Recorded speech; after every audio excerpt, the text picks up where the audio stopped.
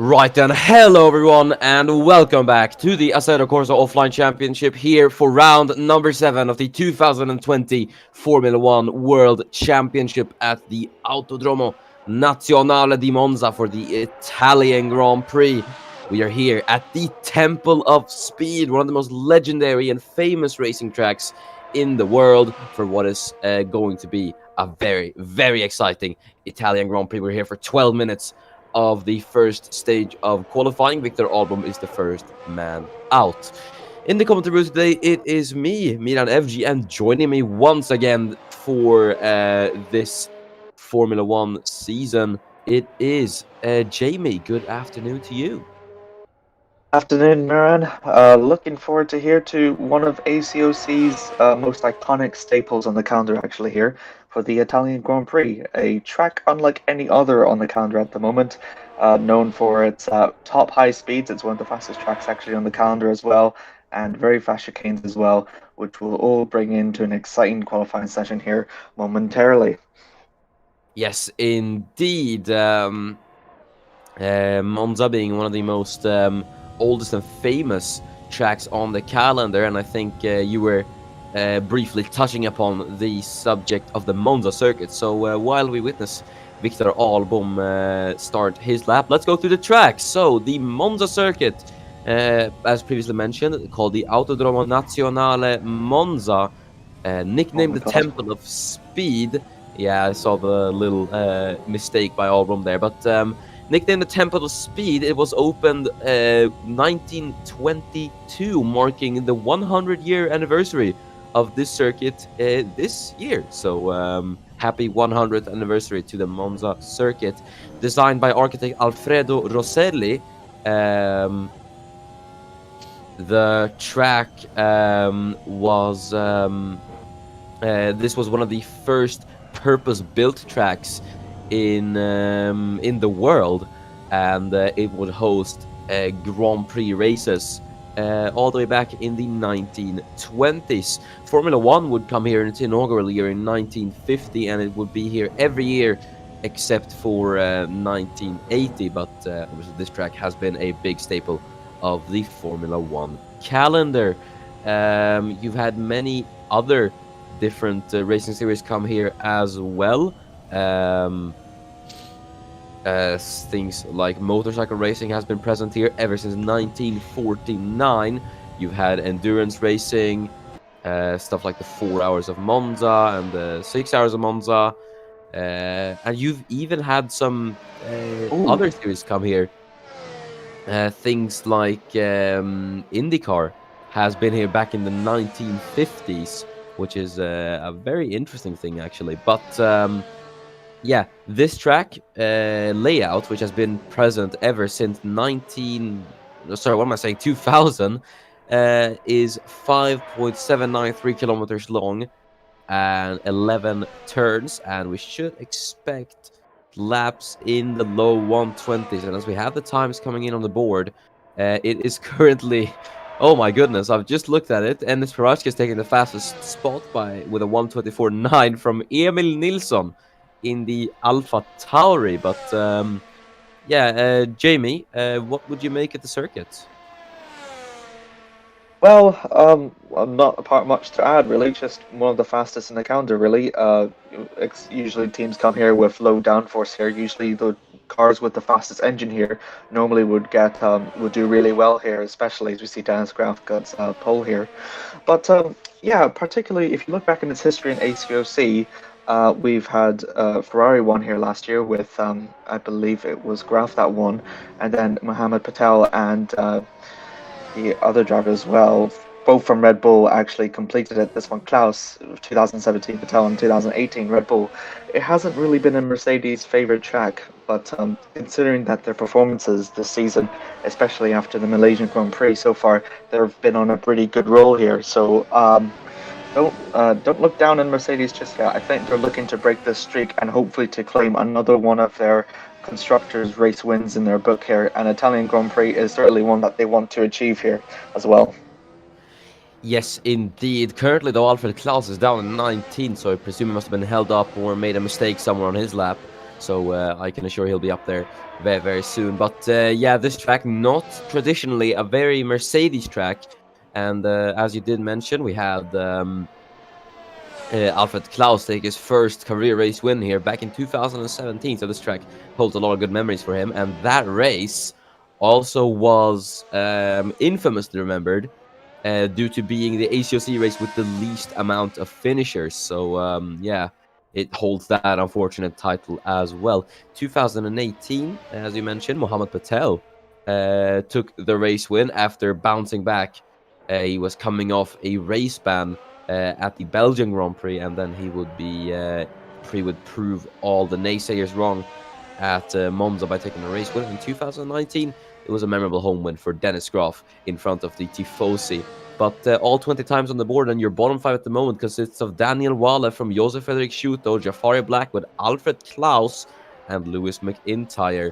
McIntyre, who currently not trailing very well in qualifying. And we just looked, I have to mention this, we just looked at Giulia Cesetti in her home race, P8 in the Williams. Yes. And I mean, she must be very lucky. I wonder how she managed to get all that slipstream to put that Williams, which is by far the slowest car on the grid, up into 8th. And in the home race as well. That's oh wow, it'll be very great for her if she manages to keep hold of the position and get into Q2. I will imagine all the fanfare for the Tifosi, which are very fond of Italian drivers, will think of it. Yeah, obviously Cesetti aiming for her second Q2 appearance this season. Then we'll see if she's going to be able to pull it off as one of the Italian, Luca Farina, in 12th, now representing the Scuderia, is in 12th, and then you have Franco Gamba, who just improved on his lap. He's all the way up in 4th. One man we should also talk about, Emil Nilsson, all the way up in 3rd for Alfa Tauri. That's another Italian constructor, and they are all the way up there in 3rd, which is absolutely fantastic. And their second driver, who we also should take a brief moment to talk about, Alexander Arnold, in 9th, is a name you might have seen now. Samet Özkan, obviously, after its horrible crash at Spa, has been on the sidelines for an undetermined couple of races, so he is unfortunately injured, and obviously we do wish Samet a speed recovery. But right now, making his return to Formula 1, it is Alexander Arnold, who was the Alfa Tauri reserve this season, and he has come back with the Italian outfit in their home race. So this is going to be a very, very big talking point to see how the man who has now been approximately over a season out of Formula 1, we'll see how he is going to be able to do it as Lewis McIntyre now gets himself out of the elimination zone. Oh, Klaus is last, and not sure how it's going to look very good for the Red Bull team at the moment. It's very disappointing there for him. Oh man, I just feel really bad for him as well. He's a full 3/10 away from Blackwood. That's just very disappointing. We'll see if he manages to get some time up in the closing stages of the qualifying session. We should also mention Thomas Mandic down all the way in 16th. And today, I don't know what it is with the midfielders, but it seems to be their day today, as Emilia Konishina is running a brilliant 6th with a 124.9. Really well done from the Polish driver, and it could be a Q2 appearance for her as well. Looking through the field, it is very upside down, Jamie. You've got Jesper Johansson all the way down in 11th. We don't see Johansson that far down low. And then you have, as we mentioned, Klaus currently in dead last.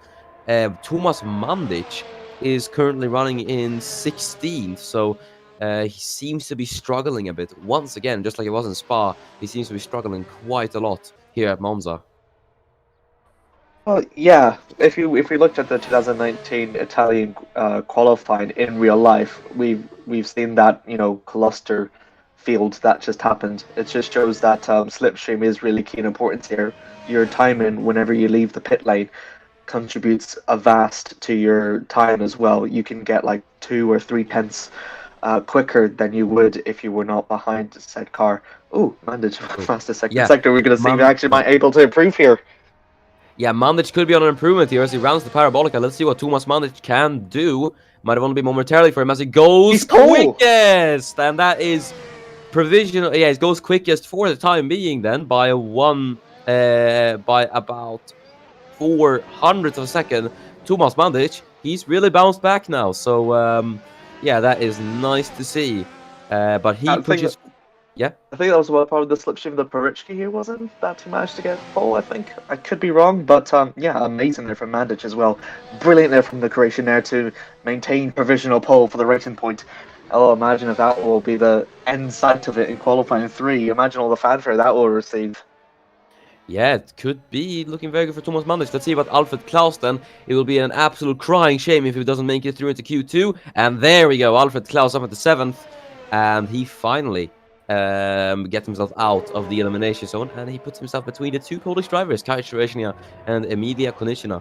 Chereznia, who now is down in 6th as his teammate Mandic has gone on to provisional pole. Josef Frederik Schuto has had an improvement, but unfortunately the Slovakian is unable to improve out of 19th place.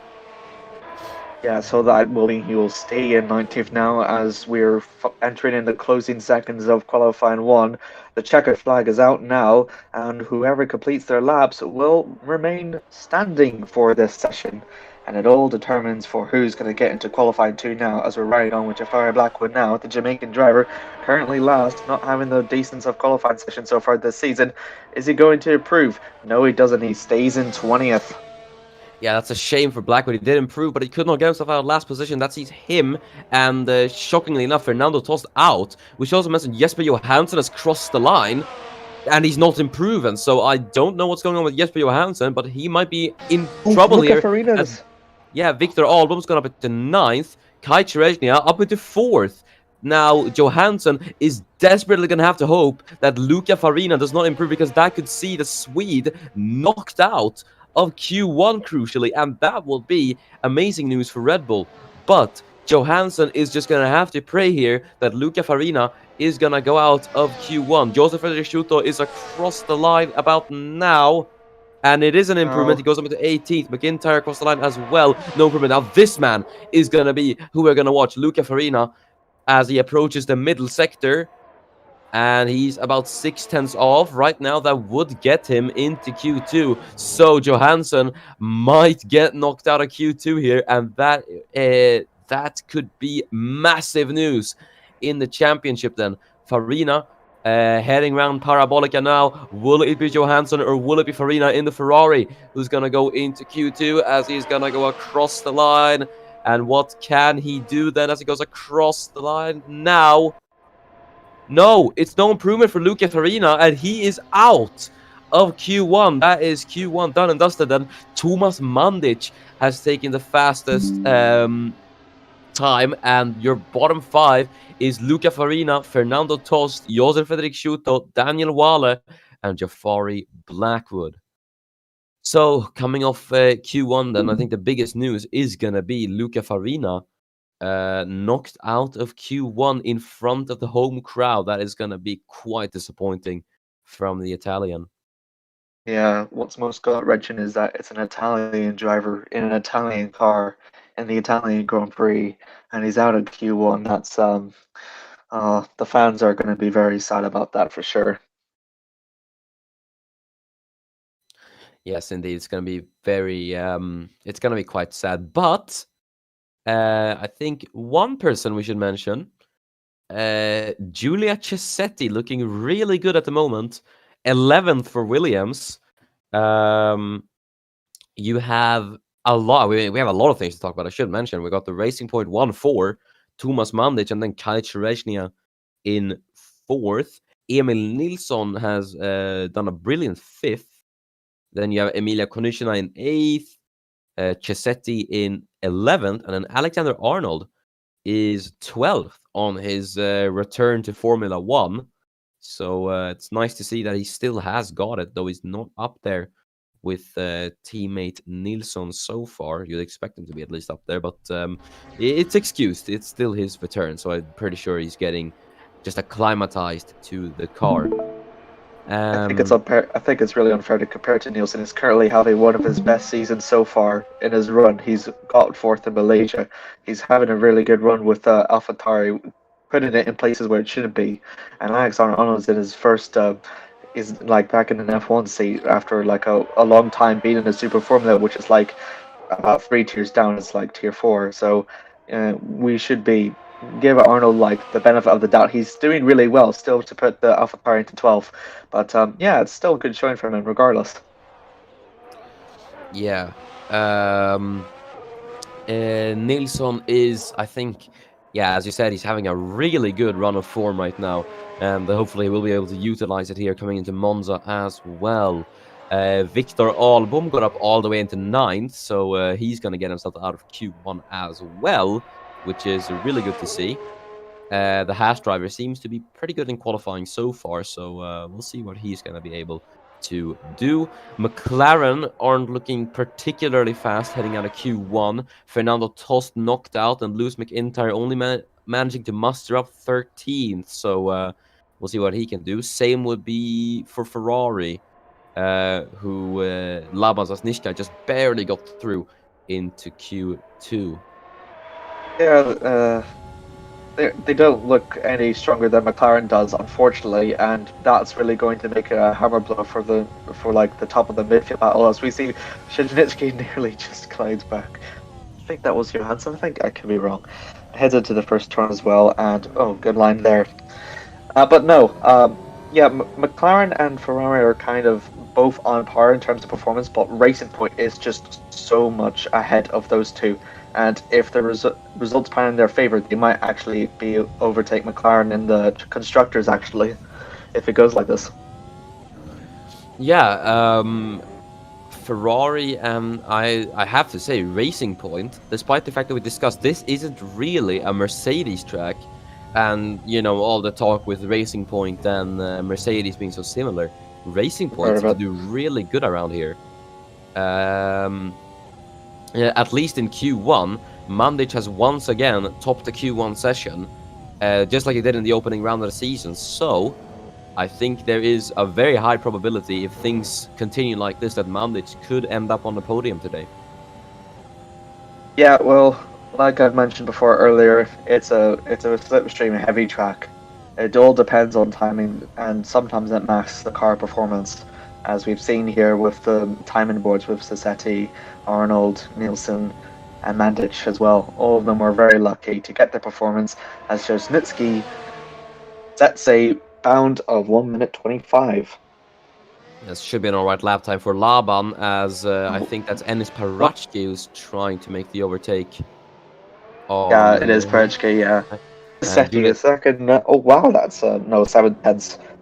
Yeah. It's 7/10 off the Ferrari, so I think things may have faded off for Giulia Chisetti. We're going to see, though, since there's still a bit of time to improve in the session. But going to wait for the other cars across the line. There's Emilia Konishina, 1:25.414, and then Emil Nilsson is 2/10 off his former F2 championship rival. Konishina, I think, got a little slipstream off the back of Nilsson. There's Wojtek Kurasek.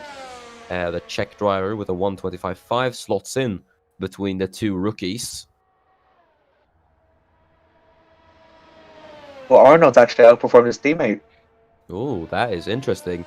By 1/10 as well. I think Arnold's going to get a bit more up to speed. Alfred Klaus cannot get himself out of the Ferrari with a 1:25.296. He is going to be behind Laban Zasnishkai for the time being. So that is quite a surprise. Alfred Klaus is struggling. Kai Cherezhnia, he's got no problem with it, as he sets a 1:25 flat, and he gets himself ahead. But look at this, Jamie. Enis Parachki, I think he's been held up by Laban on his lap, and it's a 1:26.6. And Dennis Graf goes across the line. He obviously isn't playing any games. 1:24.499 for him. Then you have Franco Gamba across the line. Gamba is going to be third, just behind his former teammate Kai Cherezhnia. Oh, wow. Jesus. Yeah. You have Mandich across the line. He must have got a bit of slipstream as well from the McLaren. And Jesper Johansson up into second, the only man to join Dennis Groff in the 124s. And there we go. That's all the first 15 times on the board. Dennis Groff leads Jesper Johansson from Thomas Mandic. And your bottom 5 at the moment is Alexander Arnold, followed by Emil Nilsson, Julia Cisetti, Jafari Blackwood, and then Ennis Parachki. Double notch Blackwood. Speaking of Alexander Arnold, he's actually got himself out of the elimination zone, up into 7th. Goes Alexander Arnold, not bad and at Klaus all. Goes up to 3rd. Yeah, good improvement from Alfred Klaus, but Alexander Arnold, it's a very good improvement from him. And then you have Kulasek, now pushed into the elimination zone from Nilsson, Cisetti, Blackwood, and then Parachki. Currently, Emilia Konnichina, I think, is gunning to make her first Q3 appearance. But there's still 4 minutes to go, obviously. We're going to have a lot of improvements in that span of time. Absolutely, yeah. I mean, already impressive showing here from, the Red Bulls here. 1 and 3rd, they're trying to take back Mercedes' performance, and what a better way to do it in their favourite track so far as Gamba improves and displaces Cesare for 5th as well. Pretty good showing there for the Renault driver. Yeah. Okay, I just realized. But Ennis Parachki currently is in last, yes. As he heads through Lesbian 1, he'll be wanting to get an improvement. He's still got the Ferrari of Zaznichka there just up ahead. So we will see what will happen. Also, minor mistake. That is not Jafari Blackman in 14th. That is Victor Album. So bit of a graphical error there. We apologize for that. But it is Victor Album in the Haas, not Jafari Blackman. As Alfred Klaus now goes up in second, makes it a Red Bull 1-2 in Q2. He goes about 200ths faster than Jesper Johansson at the moment, who is down in 3rd. But Parachki then is going to come across the line. He's going to round the final corner. Let's see what Ennis is going to be able to do, if he's going to be able to get himself up there with his teammate. Lamas Nisha goes up into 4th and Parachki's up to 8th. It's only 8th for Ennis. How did that happen? Yeah, Laban has gotten up into 4th in the Ferrari, so he's doing really well at the moment. But now, as Parachki has lifted himself out of the elimination zone, Konnichina has been pushed into the elimination zone, so this is going to be interesting. Zasnichka, though, gets sent down to 5th by his fellow Balkan driver, Thomas Mandic, who has gone up into 4th, or back up into 4th, should I say. Well, 3/10 off from Johansson as well. 300ths from Johansson as well, from Mandic as well. He's giving him a run for his money as well in a midfield car. Skulishitz is in 2/10 and displaces McIntyre for the Q3 spot. Yeah, nice. I make it a double Renault Q3 here. Haven't seen that for a couple of races. Yeah, that's true. Kulasek might make it a double Renault Q3 here. Konnichina is still piggybacking off Nilsson for the DRS, so I think those two might be trying to work together here, which is nice to see. As Jesper Johansson heads down the Seraglio straight, he's got the racing point there up ahead. But right now, I don't think it's looking like he can challenge the Red Bulls in Q2. If that is just him holding back, or if it might genuinely be a pace deficit to Red Bull here at Monza. Only time will tell, as we will get into Q3 very shortly. But Johansson is going to go across the line. So let's see if he's going to be able to muster up any form of improvement as he goes across the line. That was Mandic. He was actually training. Improvement. Wow. Yeah. So there's a lot of performances and drivers' performances that really shock me as well, especially given the choice. 5th. I'm gonna have to interrupt you there. Emilia Konnichina in the Alfa Romeo. What a lap from Emilia Konnichina. That is P5 for the Polish driver. And one driver is making the Tifosi proud here, at least, as Emilia Konnichina has stuck it all the way up into P5. That is a brilliant lap from Emilia Konnichina. Fantastic. I think that will keep him and the Alfa Romeo team into a Q3. I think this might be their first Q3 appearance. I'm not entirely sure. No, I believe I believe one of the. I believe last season, I think I meant this season. Farina and Singh made it into Q3 at some point. I meant this season. My apologies. Oh, this season, yeah, I think it's gonna be the first time this season. As Yeah, Frank, well, I could be wrong, but yeah. Branson, I think might be heading to the pits. I believe. I'm not entirely sure. no, he's gonna continue. We've got 3 cars left on the track there. No, he's actually going to set a lap. No improvement for Janssen as well. He still remains in third. He can't displace any of the top 2 Red Bull drivers. Sassetti, ooh, just an improvement, but not enough for Q3 as well. Nilsson is in. Disappoint. Yeah. That's gonna be a shame for the Alpha Tauris as well. Nilsson is out. Arnold has made it into Q3 on his Formula 1 return. That is gonna be big news for them, as Jesper Johansson is the only man out on track, I think. I think we're just waiting for the checkered flag to fall, so you have to give us a moment. Bad for someone who's got 5 points in Super Formula. Yeah. Arnold obviously has not. I think Formula 1 just is his territory. But yeah, Super Formula and Porsche Super Cup, really just not his kettle of fish. I would, or is that how? No, is that how I say it? I don't know. But it just isn't his series. But I think he has proven all the naysayers wrong. Qualifying P10, but Q2 done and dusted.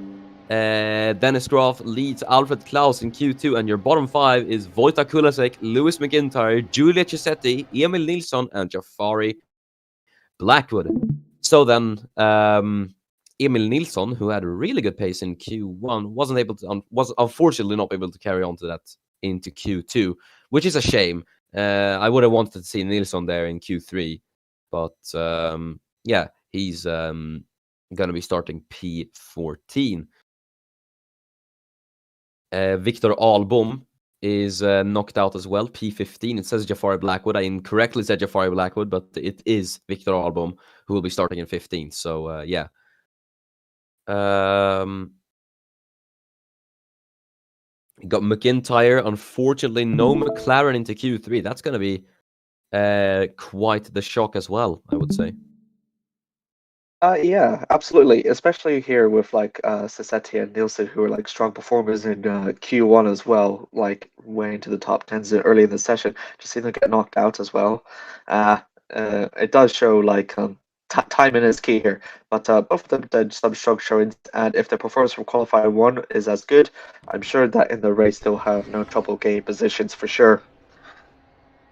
Yes, indeed. This will be quite interesting then to see. Emilia Konechina makes her first ever career Q3 appearance.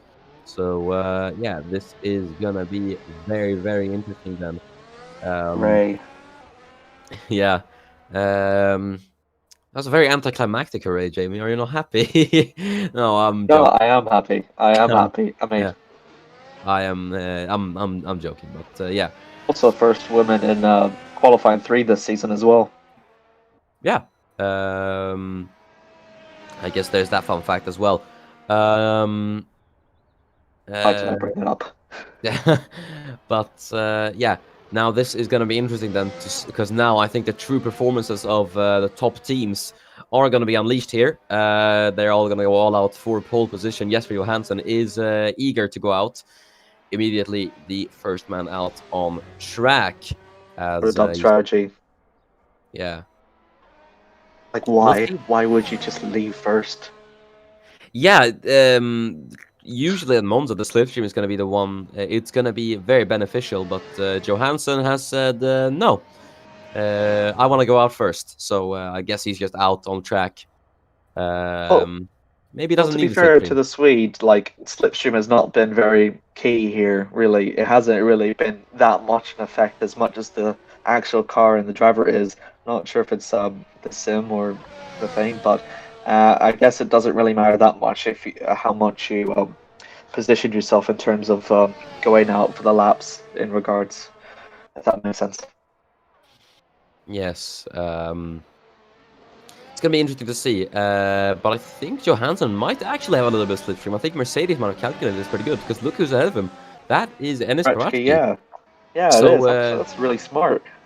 yeah, maybe Mercedes have done something pretty smart here, as we're gonna That's go for on sure. board with Johansson through the De La Roggia chicane. He will go, so we're just gonna stay on board with him for the rest of this lap, and then into the Lesmos. Lesmo 1 then.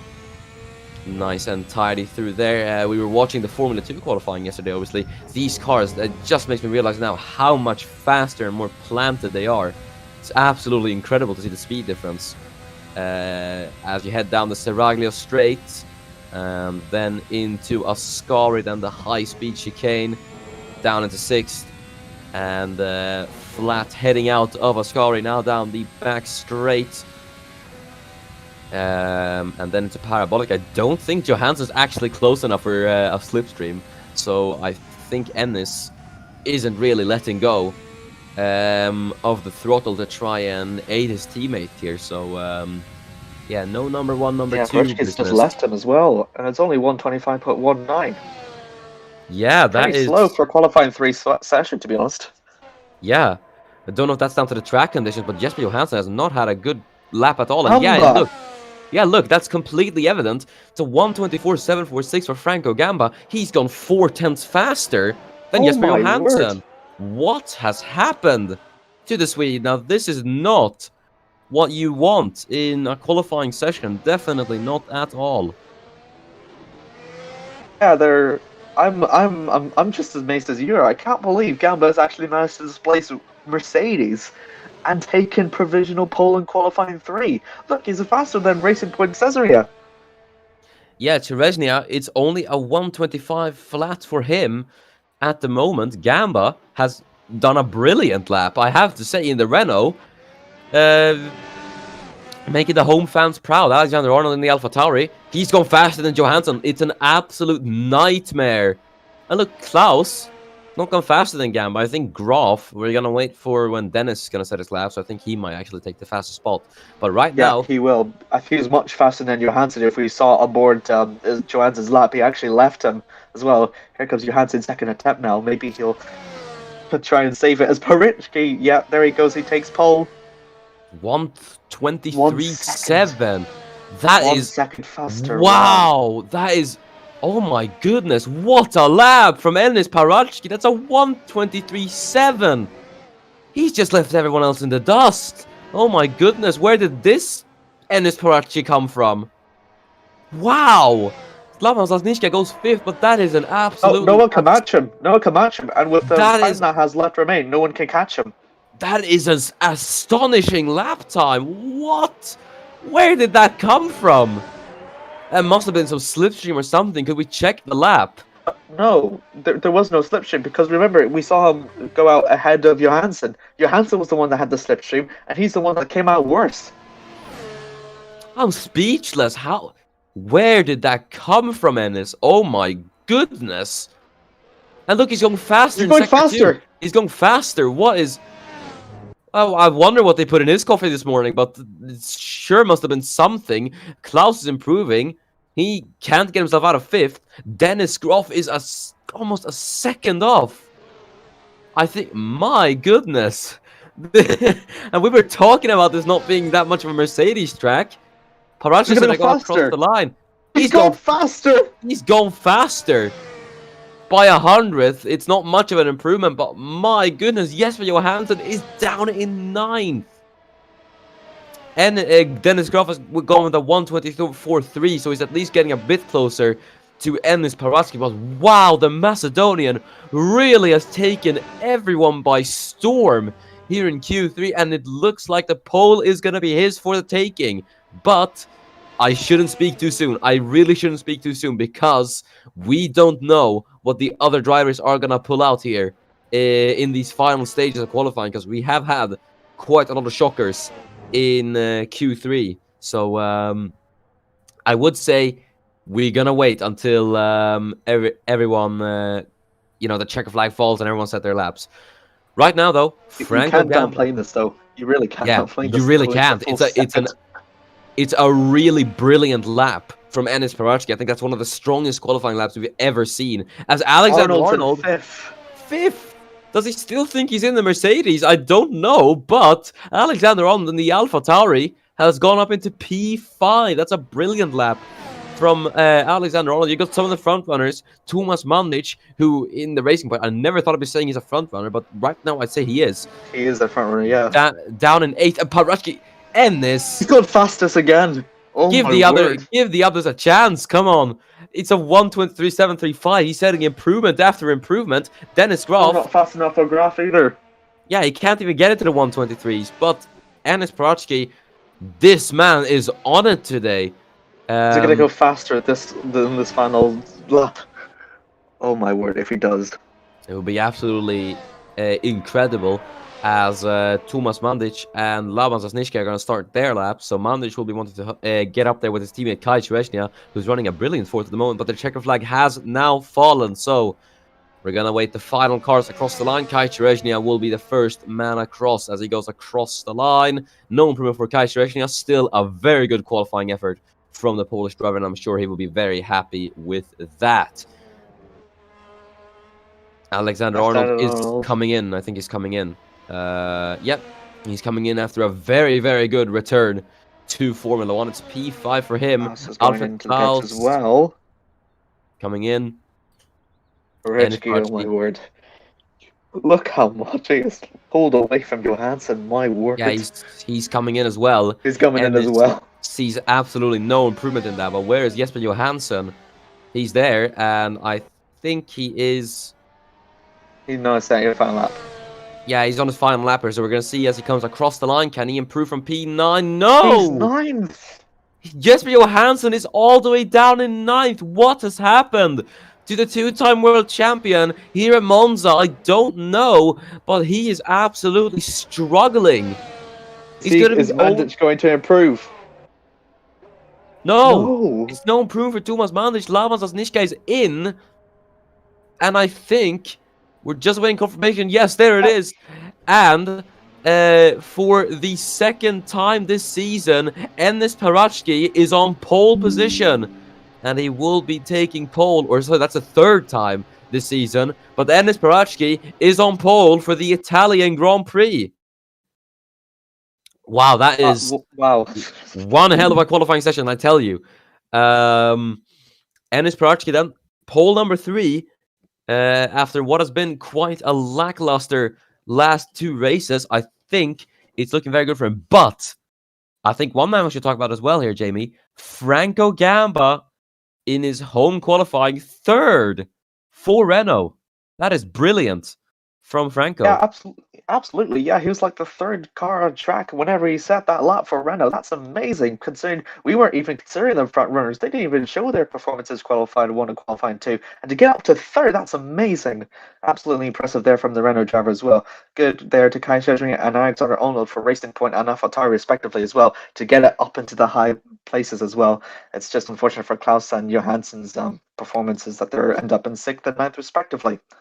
Yeah, and Jesper Johansson, it's going to be really important for him as well now in this stage of the season, obviously, now that he's playing the catch-up game to Dennis Graf. Things are not looking too good for him right now, but we'll see what he can do then in the race. He has got Enes Paratsky to back him up there in P1, so he's going to try to hold Dennis Graf at bay. But... yeah, Franco Gamba in 3rd. It's going to be really interesting to see what he can do. And Kai Chereshnia in 4th. We shouldn't discount him for the podium chance today, because in 4th, you know, he could be up. He could be there on the inside line of Franco Gamba into turn 1. Who knows? I think he could be a force to be reckoned with today. And we've got Alexander Arnold in a very good 5th. Alfred Klaus, a lowly 6th for him as well, which is not too good for him. Then Laban Zasnishka, a decent 7th for Ferrari. So we'll see what he's going to be able to do today. And then you have Emilia Konishin all the way down in 10th as well. Yeah, absolutely as well, especially with the midfield runners ahead of the front runners of Mercedes and Red Bull as well. You can expect to see like a performance difference just in the bit. So I think the 1st and 2nd might run off a bit, and then the fight for 3rd will be in a very exciting one to watch as well. I mean, if you look at the names of them, all of them with names to prove: Gamba, Chereshnia, Arnold, and Sajinski and Mandic as well, all to fight in there for the last podium place as well. I think it's bound to be an Italian Grand Prix unlike any other. I do agree with you. I think it's going to be a very interesting fight then. But we are here then for the start. We're here then just before the start of the Italian Grand Prix. Let's go through the starting grid before lights out here at Monza. So I will take the first 10 and you take the rest, just as we always do. Enes Parachki, it's the third pole position for the Macedonian this season. I believe the driver with the most poles this season, and that makes him. And accompanying him on the front row, it is Dennis Graf, the championship leader, will start in second. Franco Gamba is third, a brilliant third, and accompanying on the second row is Kai Cherezhnia in the Racing Point. Alexander Arnold starts a brilliant fifth on his return to Formula 1, and Alfred Klaus starts in sixth. P7 is Laban Sasnishka with Thomas Mandic taking 8th position, and then a lowly 9th for Jesper Johansson, with a brilliant 10th for Emilia Konechina. Yeah. 11th there for Kulisic, second best of the Renault drivers. Good showing for him for qualifying 2, but then it was merit enough. McIntyre is the best of the McLarens. They really need to show their strong performance if they want to maintain in the midfield position. Sassetti and Nilsson, both of them had strong, good qualifying 1 sessions, but a qualifying 2 didn't merit for the positions that they should have got. Album is the best of the Haas's, and another qualifying 2 appearance for him. Luca Farina, a very shocking for him, for the Italian driver in the Italian team as well, out there in 16th. Tost is disappointing there for the McLaren, for the Polish driver there in 17th. Suto for the William driver from Slovenia is in 18th.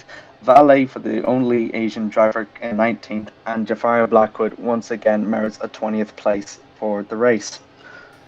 Yes, so it's going to be very interesting as we now going to head down to the grid for the Italian Grand Prix. Enes Parachki is on pole position as the lights are coming on. 6 lights here at Monza.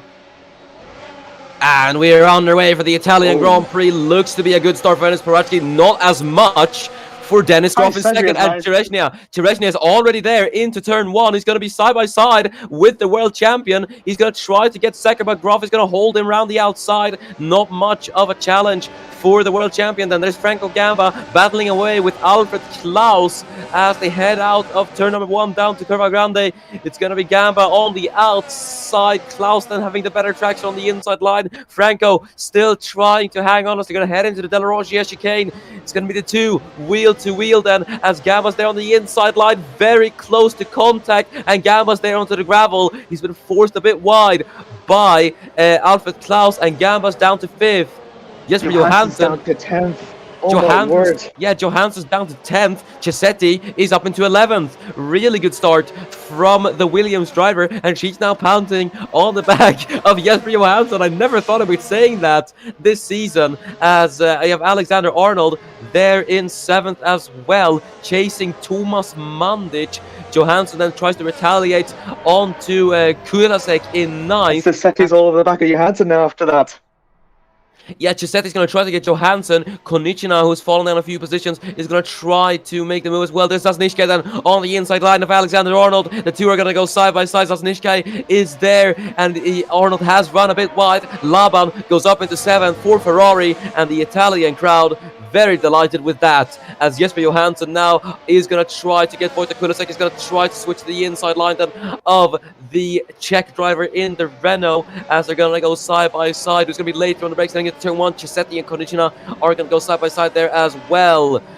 Kulasek now defends from Johansson. Chisetti holds off Konechina for the time being, as there is Emil Nilsson trying to get Lewis McIntyre for 13th place. Farina battling away with Victor Alboom for 15th as well, as the 2 are going to go side by side into the Della Roggia. Nilsson there on the inside line, very close between the 2. Nilsson though is going to run a bit wide, and thus McIntyre is going to get the 13th position for the time being. Take a break, man. My word, I've never seen you commentate so enthusiastically for the start. Oh yeah, it's taking a bit of toll on my throat. I should have let you take in the rest of that there, but yeah, there is Luca Farina. I should just let you take this, honestly. Yeah, Luca Farina's in the back of McIntyre now. I think I'm actually making a move on Nielsen now. Is he going to go through Ascari now? He takes the round the outside now, and Luca Farina gets up under the 14th after starting 16th. Now we can see Albon might be in a position there for a toss as well. Someone's on the gravel there. That was tossed as well, trying to make a move on Albon now. But yeah, so far now we're going to enter into lap 3 out of 31 as well. What an amazing first few laps that we've had here. Yeah, as Toss going to go around the outside of Albon, but Victor's going to have the inside line, and that's going to be the more superior one, as Toss runs a bit wide. Could the other Haas get involved in this? Yes, here he goes. He's going to try to find the opportunity to get past. Toss is going to go to the inside line. What is Blackwood going to do here? Might he try and make it 3 wide? He almost goes for it. He gets put in the wall, but no, he's going to get boxed in as they head into turn 1. Albon is later on the brakes. Fernando tries to hang on to the position around the outside there, but no. Victor gets him. So nice battle between the two. And as we are on lap 3, the DRS is now going to be enabled. And I should mention this, Jamie. Enes Parashki with the fast lap of the race. 2.3 seconds. He's pulled away. He's pulled away on Dennis Groff. That is monumental. Yeah, especially over just in lap 3 as well. If he's going to keep on like this, there's no doubt that we're going to have our first Mercedes driver win in the Italian Grand Prix. Yeah, it's absolutely fantastic as Blackwood was trying to find the opportunity to try and go on Tost, but he's going to be compromised on exit. Here comes Daniel Wale, who's going to try and go around the outside of the Jamaican into Ascari. There's Tost onto Albon once again into Ascari. Wale goes around the outside. Is he going to make the move stick? Yes, he does, as the Chinese driver goes up into 18th position. Yeah, it carries that momentum as well, and now he's going to join in the fight now for 17th with Toss now. Ryan, now we're back there. Albon and Toss now trying to fight it again. Once again, Toss goes a bit wide. That will allow Albon to try and pick the inside of the Parabolica now, and he might be better off now as DRS is enabled, I believe, by now, and that will allow for Albon to capitalize. And he's got the inside line to turn 1. Ryan back now with McIntyre now, who's trying to make a move on Konieczka.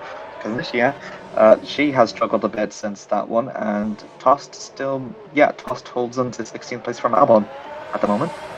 Yeah, so Tost gets the position back. There's Shuto and Wale going side by side, so Wale has been caught napping a bit, and the experienced Slovakian, and also Frederick Shuto, is going to be there on the inside line of Daniel. The two are going to go wheel to wheel then into the De La Roggia, and it should be Shuto who has the better line then as they head out of the De La Roggia, and Wale, as you see there, does not get the best of runs heading out of the chicane, and Shuto into Lesmo 1 on the inside line. He does get it done on Daniel Wale, but Wale he does get the run there into Lesmo 2, but not enough space for him to try anything. There's Lewis McIntyre onto Emilia Konieczna. The two are going to go wheel to wheel. Konieczna around the outside does get it. There's Kai Chereznia, who's trying it on Dennis Groff for second.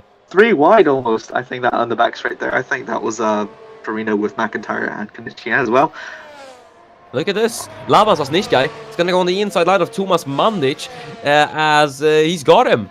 He's got him for P6, but it might not be over yet as Mandic is going to be there on the inside line then heading into turn 1. The two are going to be side by side, the Racing Point versus the Ferrari for P6 as Asniškaj though swings it around the outside into turn 1 and he gets it done. As look at this, they're 3 wide heading into turn number 1. Farina, Giuseppe and McIntyre, and Konieczna spun round by Luca Farina.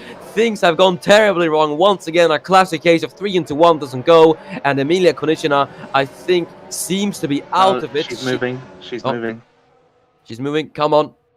And and she's not.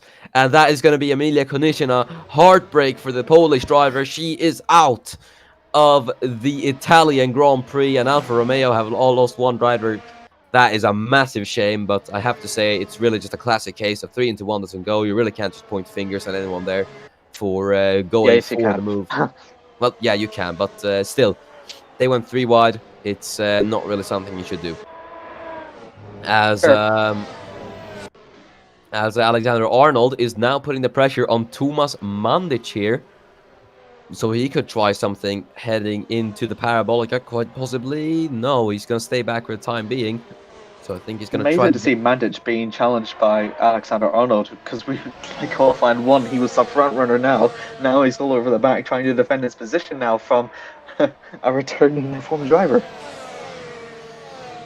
Yeah. Alexander Arnold might actually make a move, and it might actually stick this time. got all the momentum for turn 1. I think he'll actually stick it, and he does it. He's up in 7th now. Nice stuff from Alexander Arnold. He's proving that he's still got it to the Formula 1 field. And now Wojtek Kulasek is going to be knocking on his former teammate's door, as he's going to want to be the next one to try and clear Thomas Mandic. I don't know what's happening to Mandic here, but the pace is just not there for him. Same goes for Jesper Johansson all the way down in 10th. I don't know what's going on with him. Seppi is really. still in that field in 7th as well. She's still over the back of Johansson as well. That's amazing. Especially for the Williams driver. Props to Giulia Cesetti. She could be on for points here if something happens. She is really just there. I wouldn't expect her to be able to stick to the back of Johansson, but she is, as Kai Cherezhnia now chases Dennis Groff down the back straight. Is he going to try anything? Yes, he does. Here he goes then on the inside line into Parabolica. Cherezhnia is going to be side by side for 2nd position in this race. Groff's going to go wide. Yeah, Groff's going to go wide then, as Cherezhnia is still there on the inside line. He's going to have the DRS then, as the two are going to go wheel to wheel into turn number 1. DRS enabled for Kai Cherezhnia. Is he going to get it into turn 1? As there's Cesetti trying out Johansson, but into turn number 1. Groff's there on the inside line. Cherezhnia round the outside he goes, and up into 2nd goes Kai Cherezhnia. It's the Cesetti's going to make a move on Johansson. Oh, they're almost 3 wide. There's Cesetti side by side with Jesper Johansson. Kulasek side by side with Mandic as well. Giulia can't do it on the world champion. She's going to remain in 11th for the time being. There's Mandic defending from Wojtek Kulasek. Jesper Johansson now gets involved into this battle in the Mercedes. I don't know what's going on with Johansson. Really, it just seems like he's struggling. Kulasek having a look on Thomas Mandic, trying to force him into submission, I would say. But yeah, right now nothing is coming out of that just yet. Kulasek is going to have to worry about Jesper Johansson then down in 10th, who is struggling a lot. Yeah, absolutely. Alexander Arnold has actually managed to pull away from Mandic as well. So 1.5 seconds between those two, and we've just seen Alexander Arnold overtake Mandic in 2 laps ago as well. So Alexander Arnold has actually pulled away quite a lot here. Jamie? Yes? Kai Cherezhnia is currently gaining on Enis Parachki. I think he gained about a 10th somewhere on Ennis, and if he continues, he's actually look at the timing board. Yeah, he's lapping fast. On the last lap, he was lapping faster. Oh, very wide by Jesper. Yeah, very wide by Jesper Johansson. Look who's there. It's Giulia Cesetti, and she is gonna have the run on Jesper Johansson. Yeah, she's gonna go there on the inside line. Almost hits the DRS marker, but it's fine, as she's gonna be there on Johansson's inside. Never thought I'd see. Come on. Yeah, never thought I'd see this season. Yes! Yeah, she's gonna be there. They're gonna go side by side. Cesetti is actually hanging on into the move here. The two are gonna be wheel to wheel. Cesetti's gonna try to get that Williams into the points, as the two are gonna go side by side through Curva Grande, the Italian home hero, versus the 2-time world champion for 10th position, as they're gonna head into the Della Rocca chicane. Cesetti round the outside, and Johansson It is, and now Cesetti gonna go through. Yeah, and into Lesmo 1. Cesetti has the inside line. Is she going to do it? Johannsson's there on the outside. What a battle, as Cesetti is going to go all out for here, but round the outside, Jesper Johansson will go. He's going to have it for the time being. Yeah, he is going to go wide. This could give Cesetti once again another run, but she's coming under pressure from Lewis McIntyre. But potentially, McIntyre could get boxed in here, as no, he does not, and McIntyre does get past Giulia Cesetti. As Cesetti, though, is going to retaliate on the Brit. It's not over yet for him, as Dennis Groff is now at the fastest lap of the race. But Cesetti is going to swing around the outside into the parabolic. She's going to run wide, though, and that's going to invite Lewis back to the position. The two are going to be wheel to wheel. This is going to allow Johansson to pull away by quite a lot. McIntyre will get the DRS. Cesetti does get it likewise, but into turn 1, it should be Cesetti with the better line, as they enter turn 1. Cesetti later on the brakes, and yes, she does defend from Lewis McIntyre. I mean, what a great attempt there from Cesetti as well, making a move on Johansson and momentarily being in 10th.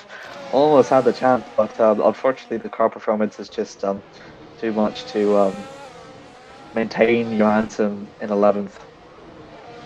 I'm sad. Anyways, Dennis Groff is trying to make a not really gaining much on Cesarian actually. And Cesarian, as much as we've seen him, he's like 3 tenths quicker in like a couple of laps. It's kind of gone a bit stale now between him and No, Kravachki now. he's still gaining. I mean, No, he's he's gained not. by Not about a really. tenth. I mean, he gained a tenth since the last time, at least I checked on him. So he is gaining, but Dennis Graf, I think, is gaining by even more, considering he's at the fastest lap of the race. We're gonna see here then as the times come in. So 1:26.4, 1:26.3, and a 1:26 flat. The top three. So yeah, I think it's quite evident on who is the quicker driver at the moment, as Nilsson's going to try to go around the outside of Lewis McIntyre. The two go wheel to wheel as McIntyre stay on the inside line. And yeah, McIntyre coming under a bit of pressure then from the Estonian Emil Nilsson, who's going to be in the DRS zone once again. And he's going to go there on the inside line, heading into turn one. Is he close enough to try and make that move stick? No, he's not, as McIntyre swings around the outside. And there we go. McIntyre takes 12th position. Yeah, good attempt there from Nielsen, but albeit we've seen that the outer line is the fastest one through the first corner, first chicane as well. But he's still over the back of McIntyre, and it still might make a move sooner rather than later. It does give some breathing room for Sassetti, though, to maintain 11th, though. Yeah, as Graf is now on the back of Chereznia, the Polish driver will be definitely feeling the pressure now, as the only 2 tenths separate the two, and he's gonna go to the outside line. No, dummies him, switches to the inside, and now there's not a lot Chai can do apart from just defend the best that he can heading into the final corner. They're gonna be side by side. Graf is there on the inside, as Chereznia still does hang it on the outside line. Then Graf momentarily ahead. Is Chereznia gonna get the DRS, or will Graf get it? I think Dennis gets it, as Chereznia switches to the inside line in one final attempt to try and retake his position. But no, there's not a lot he can do, unfortunately. And thus, Dennis Graf retakes second position in the Italian Grand Prix. Farina's actually gone up to 13th as well, overtaking Nielsen. Yeah, nice stuff then from Luca Farina. Here's Jafari Blackwood then battling away with Fernando Toss, and you can see the group of three there battling for 12. McIntyre, Farina, and Nilsson very, very close on track at the moment, as Johansson is chasing down Wojtek Kulasek, and Julia Cesetti, after her battles with Lewis McIntyre, seems to have dropped off, unfortunately, from Jesper Johansson, which is a bit of a shame, considering we all would want to see a Williams fighting for points. But yeah, some things Wrong just European retired. Yeah. Huh. As Chereznia, look at this. He is not giving up. He's still on the back of Dennis Graf.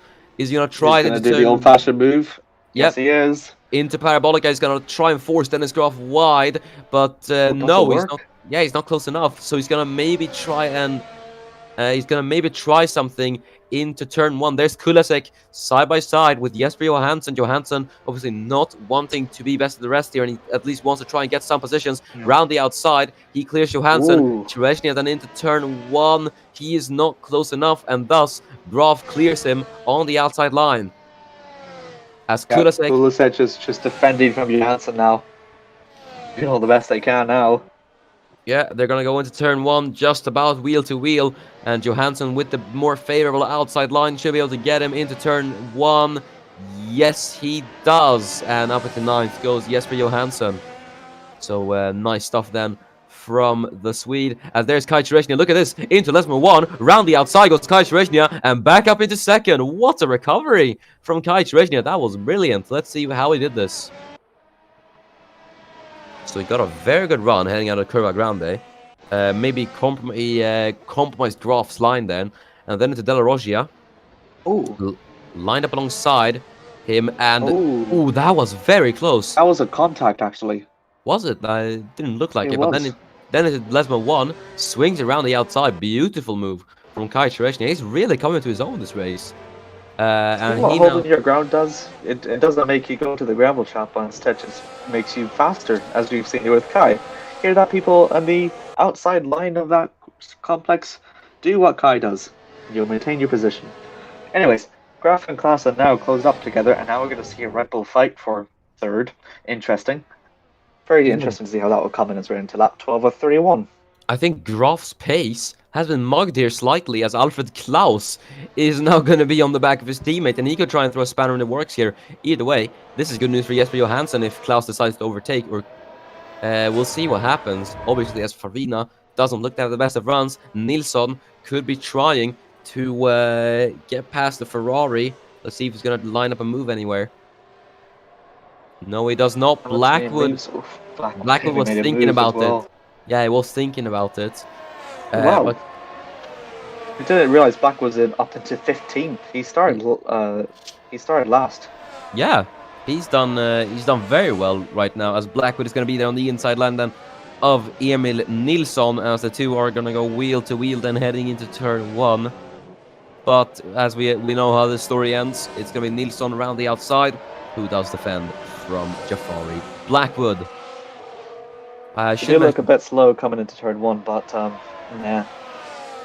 Should mention the battle for P5 we have going on as well. Franco Gamba might be fending off Laban Zasnishkai very soon, as Laban has just entered in DRS range, so we'll see what is going to happen there, as Dennis Graf is on the back of Kai Cherezhny. I think he must have tried to move somewhere and it didn't work, and he must have got on compromise on the exit, because here comes Alfred Klaus, his teammate, who is going to try to take podium glories for himself. He's going to go round the outside. No team orders here at Red Bull, as the two will go wheel to wheel. Klaus running very wide, but he's still going to be there, and he's going to be just a bit further behind, which is going to grant him the DRS, and he is going to have it then. Got DRS. Oh yeah, both of them have it. Considering, yeah, Cherezhny is within the second. This is good news for Kai, though, as battling will see them fall down a bit. Klaus, though, can't do it. Valet just nearly made a move on toss now, and we're seeing Blackwood and Nielsen going side by side as well. Nielsen's not doing very a lot considering his qualifying 1 performances. He's down to 15th, and that allows Blackwood into 14th. Pretty impressive there, considering he's starting in 20th as well. He's gained some 6 positions now in the matter of 14 laps. Yeah, Jafari is doing a very good job at the moment, up into 14th. Really just clawing his way through the order. Seems to be a good race for him at the moment. Obviously, 14th year yields no points, unfortunately, for him, but still pretty good from him. As we look at Luca Farina, who is still chasing down Lewis McIntyre for 12th. You have Laban Zasnishkai, who is looking to line up a move on Franco Gamba. Getting my Italians mixed up here, but it is an Italian team versus an Italian driver, so we'll see what's going to happen here. Laban, though, goes to the outside line. No, switches to the inside line, being a bit cheeky there as he heads into Parabolic. And the two will go wheel to wheel, as Gamba's going to be forced wide. Laban's going to have the inside line then, and through the Parabolic they go, and up into 5th. He goes. Nice stuff from Laban Zasnishkai. And it's going to be a DRS to pull away from Gamba. Yeah, that was very tactical from Zasnishkai, then heading down the straight. And he is now going to try and make a push to the two Red Bulls. Yep, well, he's got Mandic in the way, who is so far the best of the rest midfield leader in the constructors, and one that's not to be looked down upon for Johansson as well. One that's given him troubles in the past as well, through the season as well. So it won't be an easy feat to overtake the Croatian for Johansson. Yeah, definitely. He's gonna be hoping to clear Mandic as soon as possible. But we'll see what happens. Right now, though, Graf is 1.1 seconds off Kai Cherezhny, and Alfred Klaus is 1.7 off Dennis Graf. Yeah, and Perushki has managed to be 4 seconds faster as well. Look, like 8-second difference now. Yeah, Ennis is really now just pulling away. I think Kai's pace has kind of fallen off. There's Jesper Johansson, though. He's having a look on the inside line of Tomas Mandic, but nothing comes out of that, and it only brings Wojtek Kulasek back into this battle. Jesper Johansson, though, is going to be there on the outside line, heading into the Parabolica. We're gonna see if he's gonna get run. Yeah, he's got a very good run, and round the outside he goes. Easy stuff for Jesper Johansson, and up into 8th. He will go. Kulisek is actually going to make a move at Mandic as well. Mandic has got an awful exit out of the Parabolica now, and that will allow for Kulisek into 9th. Yeah, very good stuff from Wojta Kulasek, and he gets up into P9. He's gonna try and swing around the outside of Mandic, and he does so. Nice stuff Oh, where from. do I see that? Oh, is that Oh, Sassetti? Is that that is Sassetti going to make that a move advantage? that is Giulia Cesetti. She wants a piece of the pie now, and we'll see if she's gonna do it. We're just gonna watch her teammate though, Josef Fredrik Schuto, fend off Victor Album for quite a bit, but this could be very interesting. We're gonna have a Williams fighting for points in her home race. This is gonna be interesting, indeed. Yes, the fans will sure be behind her, despite being in a British car. Yeah, but Italian driver, you can still. I bet the Tifosi will still be cheering her on as Mandic will be chasing down Kulasek. Cessetti's going to pick up the scrap from this battle, so she's just going to have to hope that Mandic gets a poor exit or a poor run somewhere, and she's going to be able to catch up. I think now, yeah, you're going to be able to see that. You're going to be able to see the slipstream into Parabolica. No one tries anything. Cessetti's going to have a good run, I think, through down the start finish straight. If we could get the onboard there, I think that's going to really visualize Both it. of them are going to have to use the DRS as well as Mandic as well, because he's on the back of Kulisic as well. Sassetti will use the DRS as well. She's going to try to use the inside line of turn 1, which is very interesting. If it gets a good run out of here and good enough gap, which doesn't happen, yep, Mandic currently holds on to 10th. Also, that Sassetti will try for sure, just like she did when trying to defend for Johansson, to try and get 10th.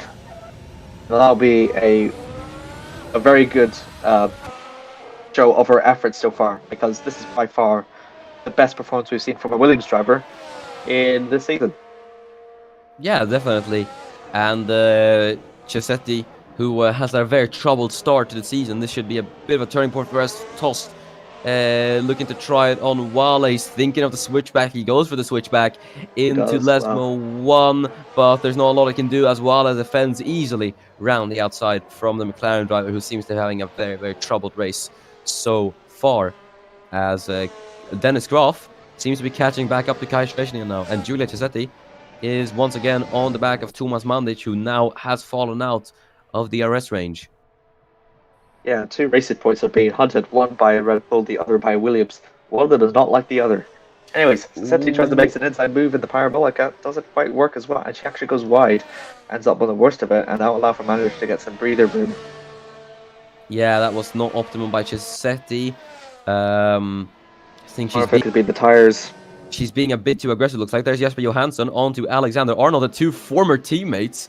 I should note, going wheel to wheel once again, but one is in an AlphaTauri, and he's defended from Jesper Johansson. That is a bit embarrassing, but yeah, Johansson will be wanting to clear the AlphaTauri driver as soon as possible. The pace seems to have picked up for the world champion now, and he's going to try to score as many points as possible, trying to force Arnold a bit wide, but Alex should have the better line heading into Lesmo 1, and he does so.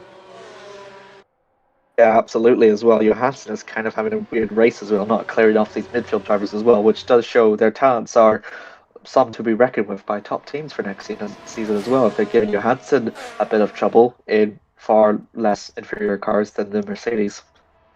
Yes, indeed. As we head into Ascari, the two are going to be wheel to wheel. Arnold defends around the outside of Johansson. Jesper is going to have the better run than heading down the back straight. He's going to be there on the outside line. Will that work for the Swede? We're going to see then as they head into it's really fast as well.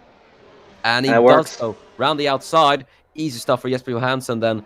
But still, very, very good battle between the two. And Wojta Kulasek is now going to try to get past the AlphaTauri driver here, as he's going to get the DRS, and he gets him, I think, before the straight. No, they're still side by side, but into turn 1, Kulasek is going to be later on the brakes, and he is going to go around the outside, and he gets it on Alexander Arnold. So Arnold down 2 positions in 2 corners. Yeah, well, the defensive line in the Parabolica is not very good, and such that you don't get the optimal speed that you do in that straight, especially with the DRS as well. You're kind of a sitting dog to the driver behind you as well, so it isn't really much. It's not very good for Alexander Arnold, but we have seen it before with I think it was Graf, or or someone else. I'm not entirely sure who it was, but yeah, that corner is not very good, especially if you're being overtaken. Definitely. But I think the battle is far from over, as Alexander Arnold is still in the DRS of Kulasek. So we're going to see what's going to happen here. As into Ascar, they won't try anything, but I think Vojta's going to come under pressure, definitely heading into the Parabolica or into turn 1. It's going to be interesting to see. You got Chisetti still on the back of Thomas Mandic there in the back. So she's still not giving up. She's trying everything she can. She's now going to go for the inside line now, which might work actually, because Mandic will have to go wide, and then that will allow her to get a very good run into the home straight now, and she'll have the DRS as well to capitalize for it. And if it's going to be a good enough run, she might be able to get 10th. Yeah, she's going to get it. Look, with the DRS, she does it. Wow. She's through. Giulia Chisetti in the Williams has gone up into 10th in her home race. What a move from Giulia Chisetti. She's really on fire at the moment, and she has gone up into 10th. Bravo! That is wonderful. The 110,000 fans go wild, because for once we've seen a Italian underdog managing to claw her way back up into the points. Amazing there from Giulia Chisetti for sure as well. Now she's got the all-important task of defending that position as well, with only 11 laps to go. And I should say, this P10 is on merit alone. If you discount Konechina's I think Chisetti was behind. Konechina was behind Chisetti much in DNF, but still, as we're gonna witness Dennis Graf, I'm going to interrupt myself there, but Dennis Graf tried on Kai Cherezhnia there. Cherezhnia on the defense as Graf ran a bit wide, and that's gonna compromise him a bit. But Chisetti, this P10 is on merit alone, because she's overtaken basically everyone to go from P14, P15, all the way to P10 as Graf. Graf is going to make the move on Kai Cherezhnia, as it might actually work. He's got the outside line. Kai is defending it. He's going to defend it. It doesn't work this time. They're going to be side by side. Yeah, heading into turn 2, it's gonna be Cherezhnia around the outside into Curva Grande, and the two are gonna be wheel to wheel. It's the Polish driver versus the world champion, as the two are gonna go wheel to wheel, heading into the Della Roggia chicane. Very close between the two. Cherezhnia though into the gravel a bit, and I think that's gonna give the advantage to Dennis Graf, and it does so. Back up at the second goes Dennis Graf, and look at this. Luca has actually lost the position. Yeah, Chisetti's lost the position, and Luca Farina, the other Italian, is now going to try to get the position away from Chisetti. What has happened to the Williams driver? But the two are going to go wheel to wheel either way. Very, very close between the two. There's Cherezhnia having a look on Dennis Graf. Nothing coming out of that, though, as he gets a bit of a worse line.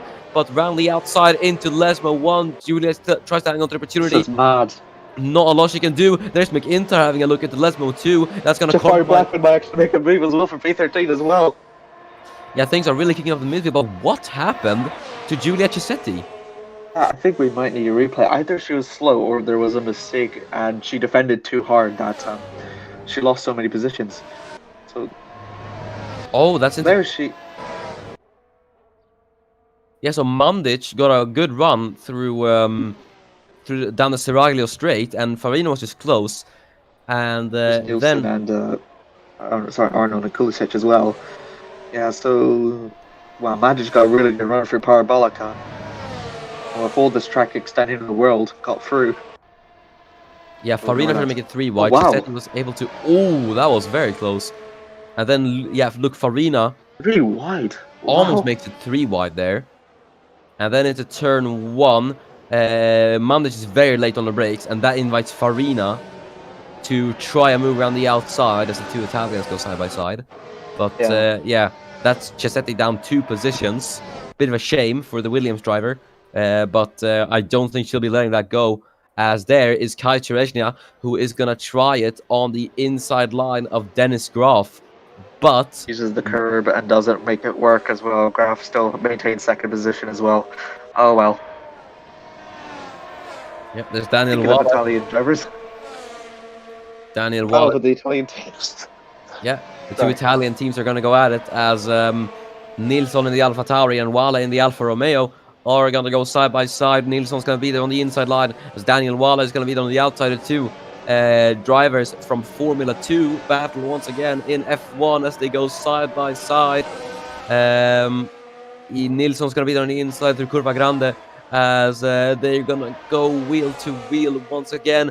Who's going to be later? Who's going to be last on the brakes, though, into the Della Roscia chicane as they're going to go wheel to wheel through there as well. Nilsson around the outside should get the better traction heading out of here. And yes, Wale does dip a wheel into the gravel, and thus Nilsson is ahead for 50th place.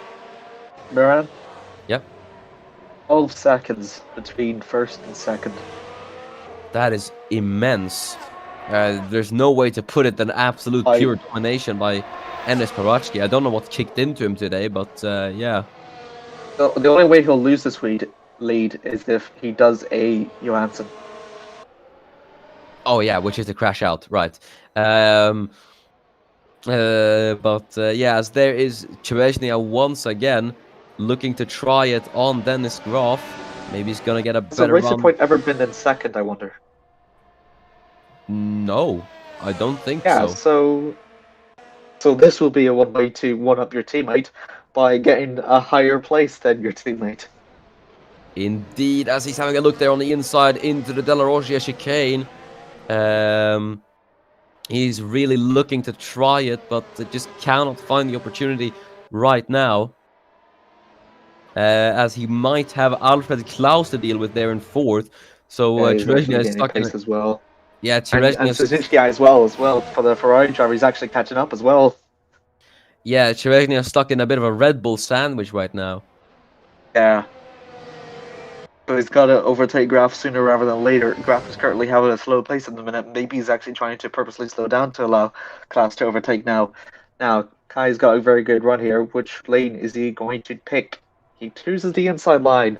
Allows Graf to go a bit wide, a bit to defend, and the parabolic cut doesn't work this time. Poor run. Yeah, here comes Alfred Klaus. Look at the overspeed that he's got. And he's going to power through down and start finish straight. And yeah, the strategy has worked for Red Bull. Klaus is going to be there. He's going to go to the inside line, though. Cherezhnia is going to cover the outside as they're going to head into turn number 1. Cherezhnia should be later on the brakes, and he is. And into turn 1, he does defend from Alfred Klaus. But now this is going to further the gap between him and Graf. So I think Red Bull have the upper hand here. And Luca Farina, who would have seen this fight coming, Mandic has scored in every race so far. So to all end with an Italian car, an Italian driver overtaking you in the closing stages of the race, it'll hurt for him and the team. But what a good story at least to tell. I think it's by far a consistent point scorer for sure. I think he is. Oh, Dennis Graf also scores points in every single race so far. Yeah, that is true, as Fernando Tost is now on the back of Emil Nilsson. It's going to be wanting to find the opportunity to try and get past, so we'll see what he's going to be able to do then. As Alfred Klaus is now chasing down Kai Cherezhnia as well. 2 seconds the gap between Cherezhnia and Graf. But Kai has been fiercely fighting for this podium, and I have to say he's been doing a great job in all these laps. Indeed, absolutely. He had a very good start as well to get second place, and the fact he's maintained it for so long against much superior cars in Red Bull is something not to be overlooked for sure. And it is a statement for Racing Point as well that he can be as good as his teammate as well. He's just had bad luck in a bad form run of the seasons that didn't end up kind of like Mandic as well. Speaking of Mandic now, he's under trouble from Luca Farina. Luca Farina's got a good run there with the DRS, and that'll allow him up into 10th.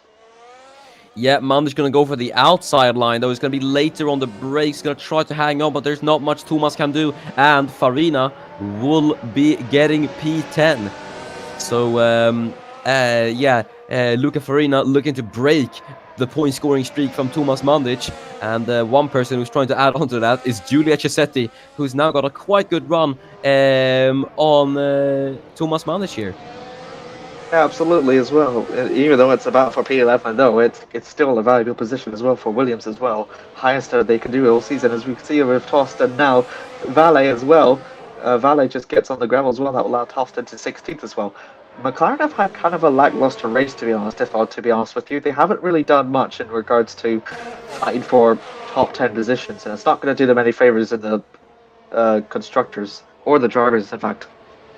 Yeah, this is going to be the second race in which McLaren end up empty-handed, which is a really, really massive shame for McLaren, especially considering they're only separated by about 12 points to Ferrari, and Ferrari currently running P10 and P5. Be a lot of points for them, as there's Chisetti on the inside line of Thomas Mandic, and she's gonna be wanting to get the run. Speaking of McLaren, look who's there. That's Lewis McIntyre, who's gonna try to get the move as Oh my God. Chisetti has other plans. She's gonna go on to Thomas Mandic, and that is gonna box in, and she's got the move done. Look at this. Chisetti gets it into turn 1. She's going to defend around the outside from Thomas Mandic, and she does it up into P11. Goes Giulia Chisetti. Nice stuff from the Italian.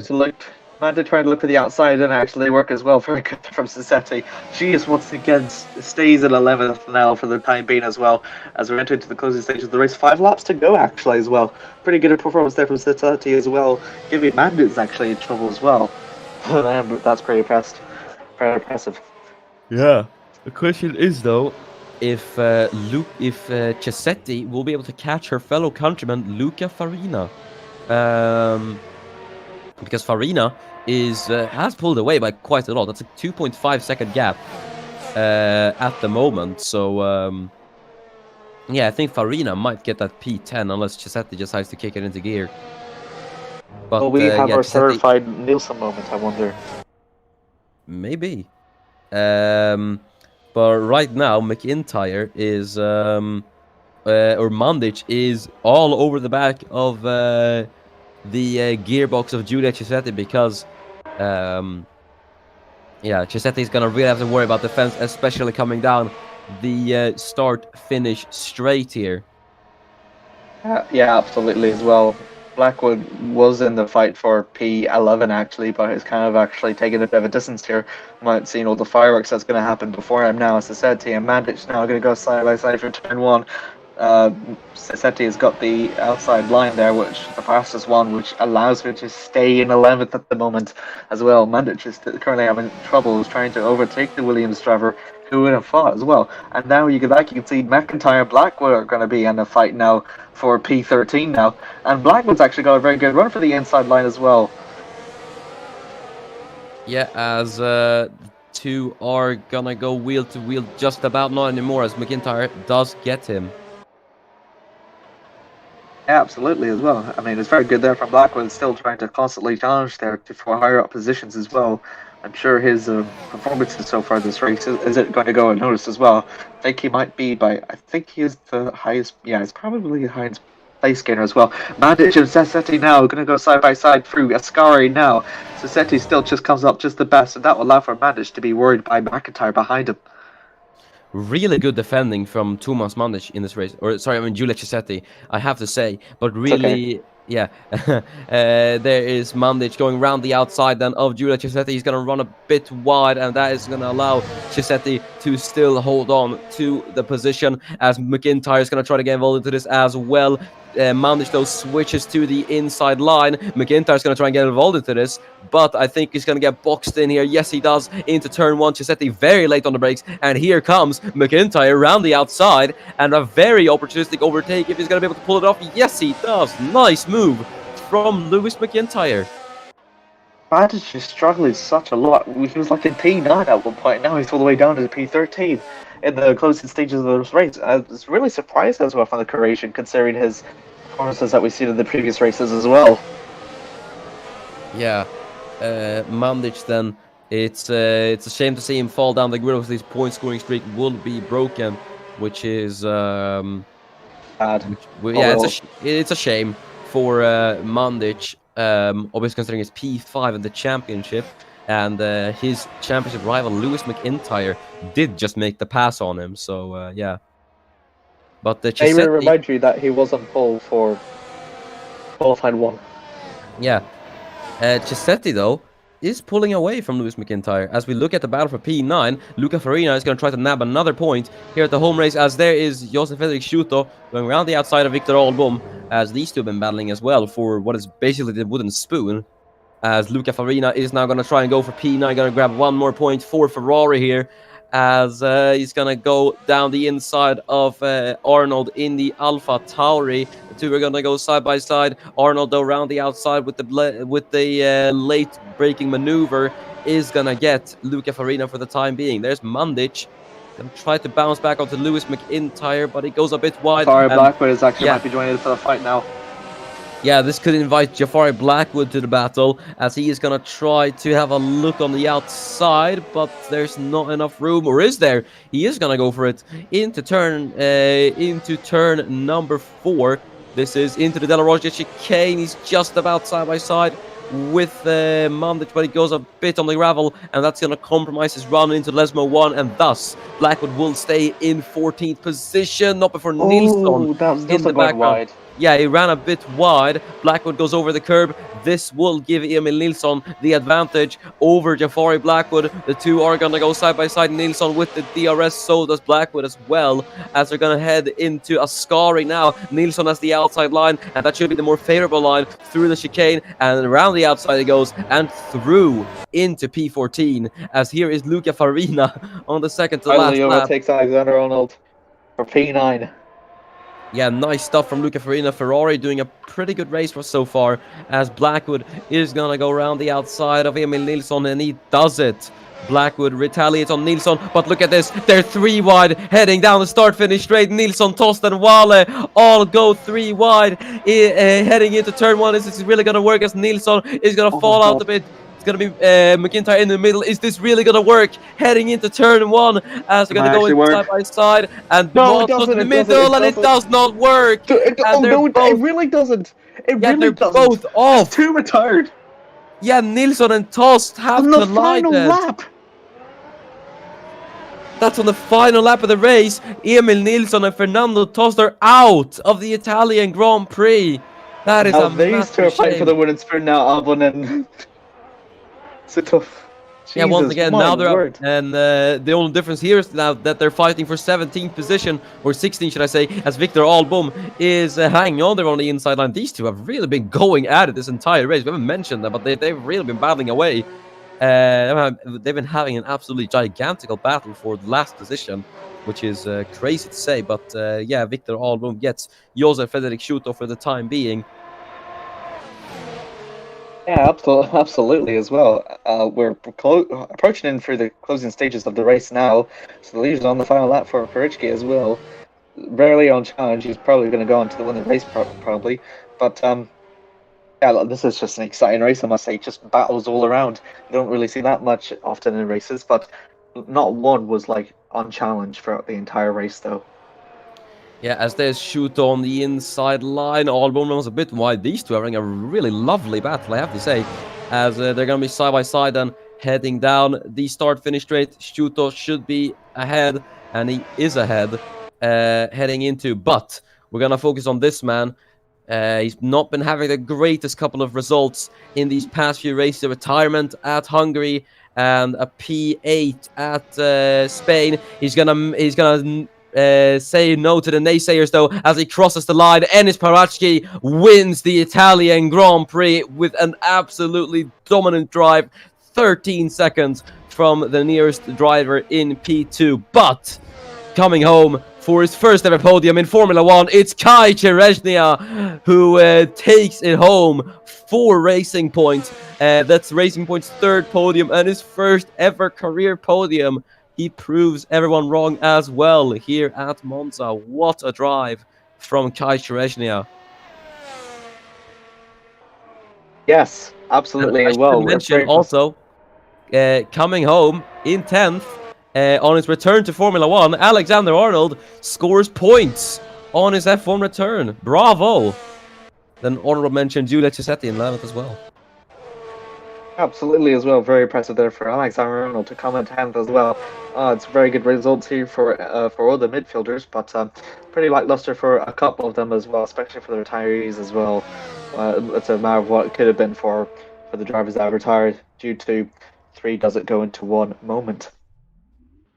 Yes, but that has been it then for the Italian Grand Prix. So let's go through the results then, as Enis Parachki takes his 2nd win of the season. Things looking to be a bit better for the Macedonian now as Mercedes claim their first win at Monza. Dennis Graf gets the fastest lap of the race, another P2 for the German to extend his championship lead. And then Kai Chereshnya finishes a brilliant third after a long battle with Dennis Graf. Alfred Klaus finishes fourth with Laban Sosnishka a good fifth as well. And then you have Franco Gamba sixth in front of the home crowd. Unfortunately, no home podium it is for Gamba. Then it's seventh for Jesper Johansson, a race to forget for the world champion, with Wojtek Kurasek in eighth. And then it is Luca Farina in ninth to make it double points for Ferrari at their home race, with Alexander Arnold in 10th. Sassetti can be proud with the 11th. Very good there for Williams. McIntyre is pretty disappointed for McLaren there at 12th, not scoring any points. Neither does Mandic, who now has lost his points scoring streak now. Jafari Blackwell can be placed with 14th, having started in P20. So can Vale in P15 as well. Suto is lackluster there for 16th as well, although he had Album to keep company for 17th. The retirees of Tost, Nielsen, and Konieczka are your retirees after the collisions on lap 1. So, turn 1. Yeah. Yeah, that has been it then for the Italian Grand Prix. Thank you so much for watching. Before we go then, let's award driver of the day. So, I mean, it's an yeah, obvious really, one. who can we? I mean, I would give mine to. There are so many really I can give it to. There are so many people I want to give it to, but I am gonna give it to Kai Chereshnya because he's been having really not a good season and he's been struggling a lot. So it's really good to see that he's finally on it and he's had a very good race as well and battling with Dennis Groff as well. It's a really good thing he's done. So I think Kai Chereshnya deserves driver of the day for me.